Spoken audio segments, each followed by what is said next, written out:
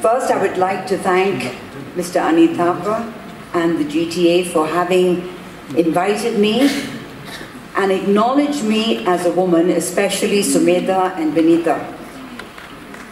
I would also like to thank all the women in this audience.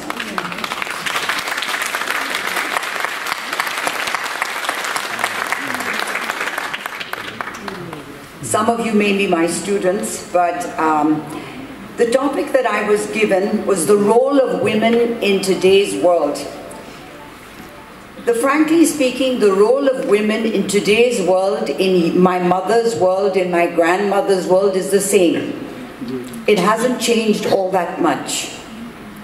But what struck me was the importance of celebrating Women's Day across the world, not only on March the 8th of every year, when we acknowledge and affirm the woman, the girl child, for who she is, her role in the world, but that we acknowledge this role and her consistent contribution to this world and to Darjeeling only for one day, and then we forget her for the 364 days of the year.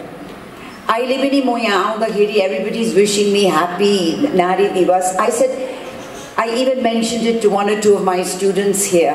I said, Aaju ko lagi matrai hoina, harek din ko lagi. Nari Divas is not one day.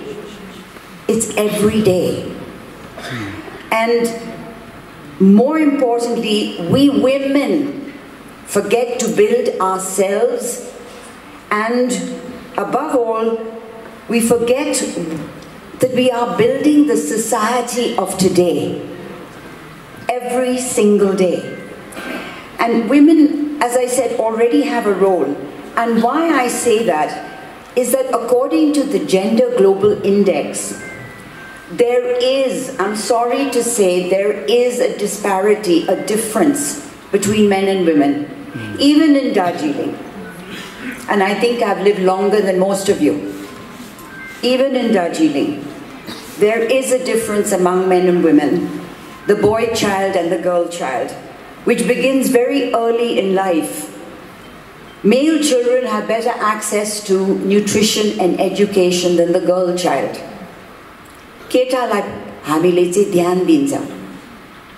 Even when I used to go to Southern Hospital,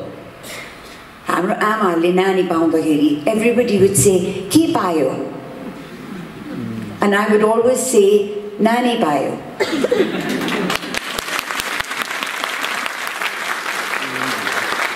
But we women are to fault. हामीले छोरा पाए भने ओ कस्तो भाग्यमानी, छोरी पाए भने ए राम्रै हो. Or even our tone of voice. I've lived with it all my life, having been the first female teacher at St. Joseph's. It's a tough world for women.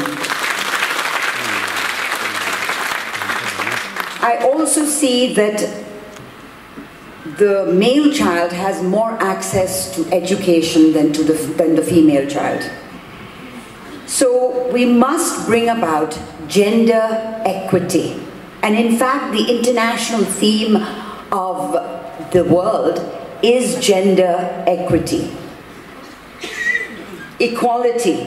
And what does that mean? That equality is our goal, but equity is the means towards that goal. And so today, and the other one about digital, I have a lot to say about that, because I have an issue with the phone, with everything that is digital. And in fact, the situation of women have become worse sometimes because of this.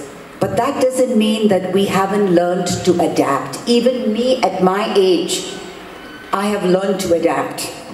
My students keep saying, "Miss, you have to get this and you have to get that." And I said, I didn't teach you digitally. I taught you personally. I didn't see you as a digit. I saw you as a person. So I have a bit of an issue about this. But anyway, my request today to all the women and to all the men in this audience, as well as in Darjeeling, is for every one of you, whether you're mothers, daughters, sisters, fathers, grandparents, female teachers, please acknowledge at least one woman for every day of this year. Aju matre hoina, harik din ko lagi.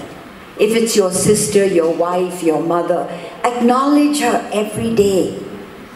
You know, when we cook, the children say, "Yo matre," or they'll say, "Sunday, hamile Sunday khane cheese." So that's why they go to KFC and to Domino's. The mother has to be a magician in terms of cooking, washing, cleaning. Her role hasn't changed. You may now have a machine, but your role still is the same. You are the caretaker of the household.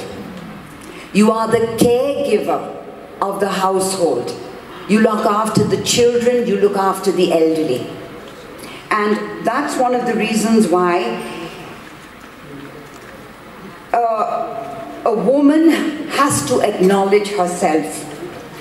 Perhaps Nepali is one of the few languages that describes a pregnant woman as Duiju, two bodies.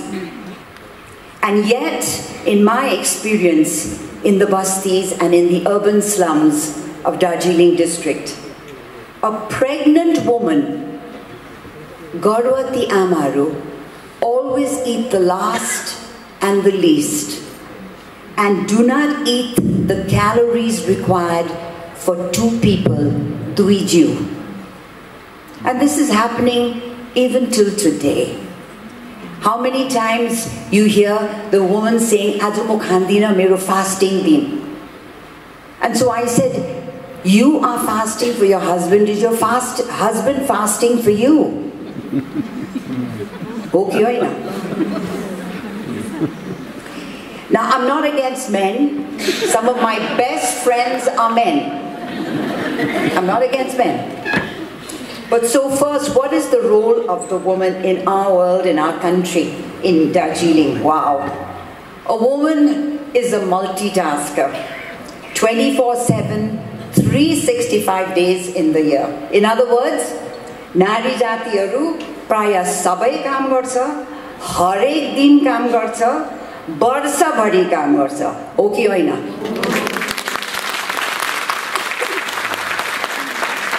Again, I'm not against the men, but husbands, you better start working with the women. So, as the woman is not just, as I said, the administrator and caregiver of the world, really, she is the perfect homemaker of the world. Why? Because she is hardworking, she is empathetic, she is devoted, as Sumedha said earlier on, to her family.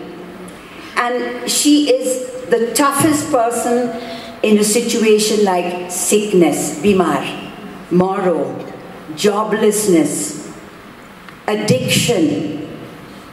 I've been in that for so many years. It's the mother who has to suffer this continuously. The woman has to suffer this continuously. The stress, it's the woman.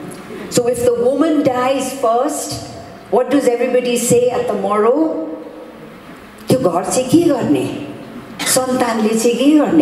Well, you never recognized her earlier, and now you recognize it. There is an English expression, you never miss the water till the well runs dry. Sukha hundaheri matrai paniko avasyakta lagcha. And that is like women. Women are also the people who help to adjust to the new realities of today's world. For example, during COVID, the teaching was done by the poor women, the mothers. I'm not saying the fathers didn't help, but primarily it's the role of the mother. During buns, strikes, holidays, it's the mother who has to somehow manage and adjust everything. Women are also in the informal sector. As I was coming to the Bhavan today, the coolies that I meet, the domestic workers, the handicraft weavers, the entrepreneurs or small business women selling food, newspapers, balloons, second-hand clothes, cooks, waitresses, they form a large section of the unorganized sector. And they are the ones who contribute to the house budget. But they are the ones who have very few service rules, very few service conditions. Women are also in the formal sector, as you now see, Sumedha and Benita. They're in the formal sector, in all professions, and even in the male domain professions like the defense forces and the police. Thus, all women are contributing to nation building, whether you belong to the poorer class, the middle class, the upper class, all women are contributing to nation building and to Darjeeling. But how are women's roles changing in today's world? And I've seen it through my lifetime. Traditionally, women were considered to be only homemakers. Ajkal, now women go out. They do the housework, they also do the outside work. Then women are no longer staying home full-time. Women have entered the workplace. They also earn for the family. They make decisions for the family. But the percentage of women in the workplace is still less than that of men, as women still have to do the major household work. Her responsibility is always there. The percentage of part-time jobs is more in case of women than men. Women are still doing the caring and the teaching, but today, women are entering male-dominated sectors like law, medicine, politics. They're in corporations. Women are now getting power even in rural areas through Gaon and urban samajas, self-help groups, panchayats, ICDS, ASHA programs, etc. Over the years, the role of women has changed, especially in their marrying and childbearing roles. Women are deciding to marry later, if they marry at all, like me. Women now bear less number of children than they used to before. Hamro bojule 13 jana. Hamro bojuko time ma ama 6 jana. Aba hamro daju raw दिदीहरुको 2 jana. That's the way it's becoming. Women are deciding to have less children.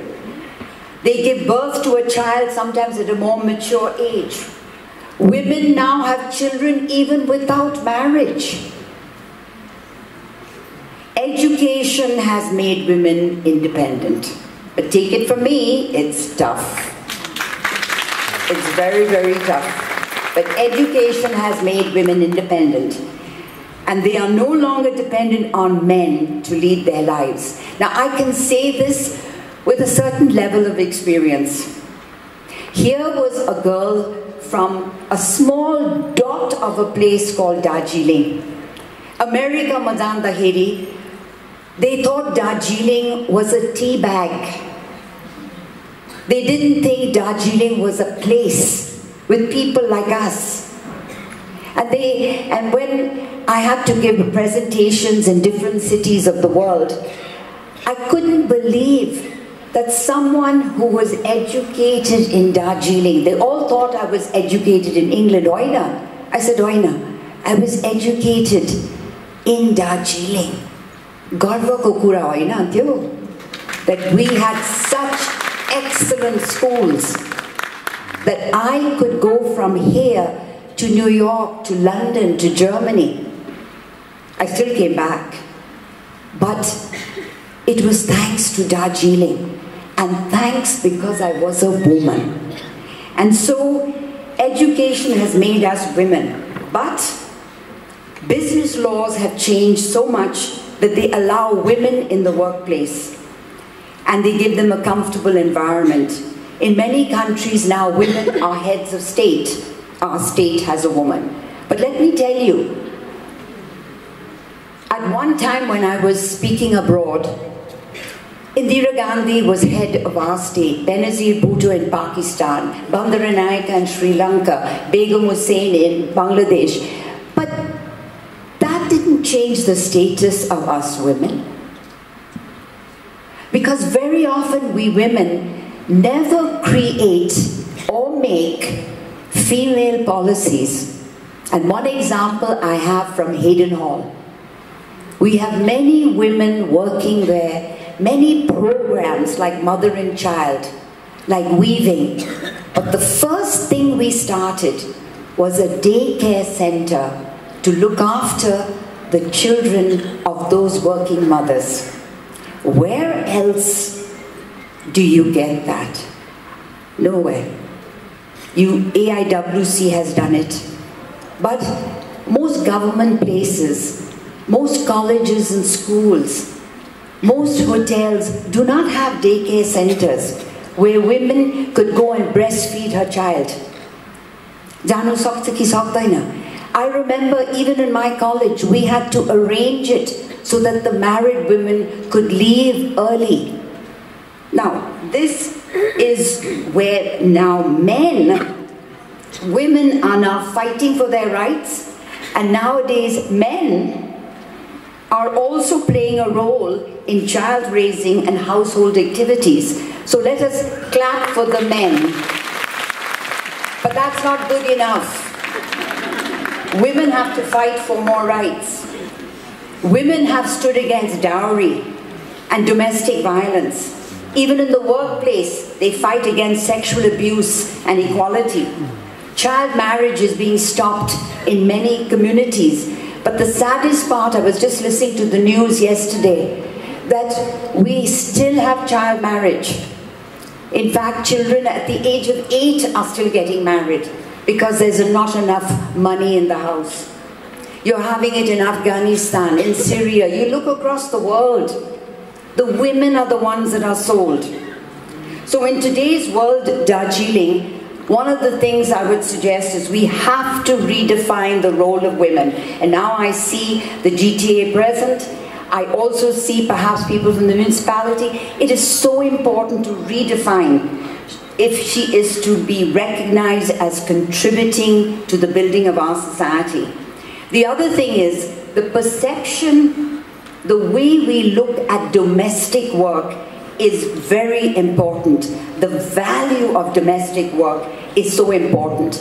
I remember asking my students, when the census comes to the house, what do you write about your mother? What does your mother do? I said, I'll kill you. The mother doesn't do any work. Father is working in the office, or father is working in the business, or father is driving. I said, excuse me? I asked my honors students, who is the best economist in the world? And they will speak about Banerjee and Amartya Sen and so on.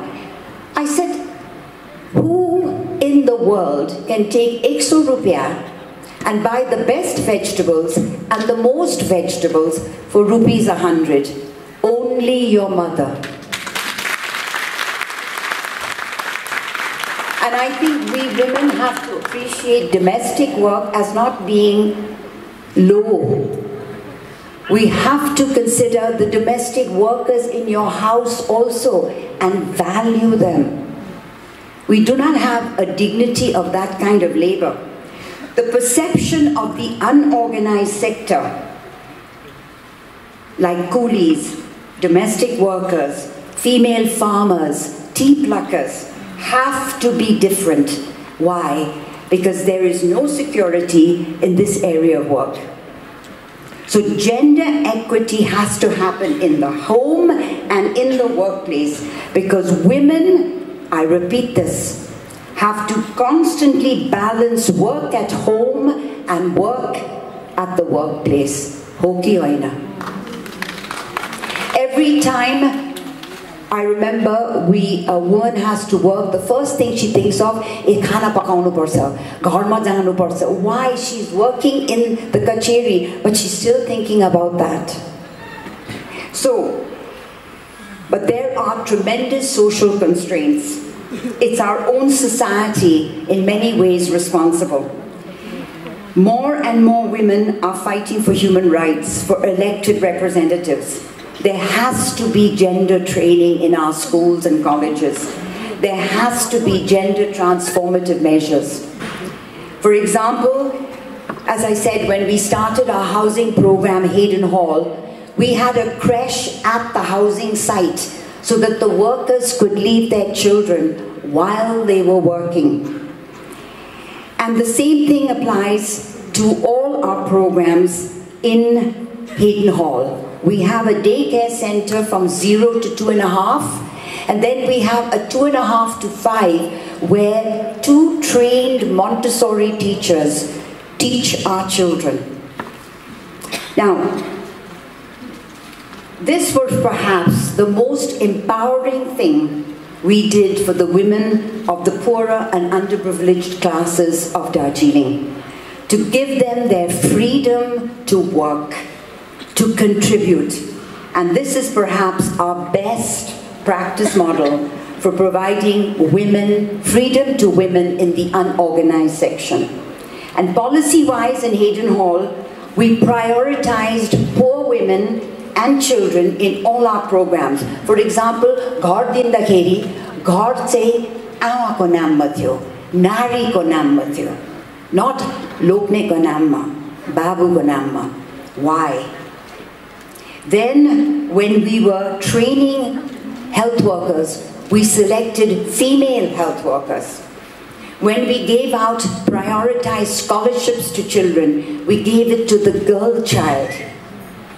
I'm not saying that the boy child didn't need it, but we prioritized because women need it the most. In fact, when empowering women became a buzzword, everybody was using that. My take on it was that only God can empower us. But we as humans, especially women, can learn to identify the disempowering things in our lives, like alcoholism, domestic abuse, drugs. I would like to end with 2 people that, well, one person particularly that I admire. She is an environmental activist, and I'm sorry that sometimes our environmentalists are not recognized in Daj.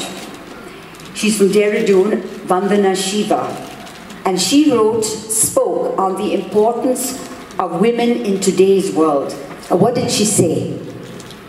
Women were left to do the work that was considered not important. Going to war, killing was considered important. Making profits at the cost of others was considered important. That's where men, powerful men, designed it. Women were left to do the real things. Provide the water, provide the food, take care of the family. So Vandana says, the values we need, the mulya kuraru, are the values of knowledge of how to live with nature, how to care. That's knowledge. Today it's called emotional intelligence. We need knowledge of how to share.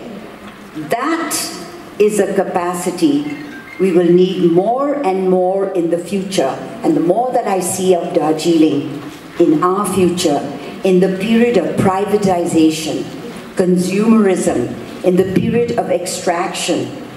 So we women, with the caring and sharing that we have been brought up with, will be the teachers of how to be human in the future. Let me repeat that. We women, with the caring and sharing that we are known for, will be the teachers of how to be human in the future. And that is a role that builds any society. So with that, I would like to thank you we women should be proud of being a woman. Not just for the optics, you women look so lovely, but because of who you are. And with that, I would like to say, God bless you.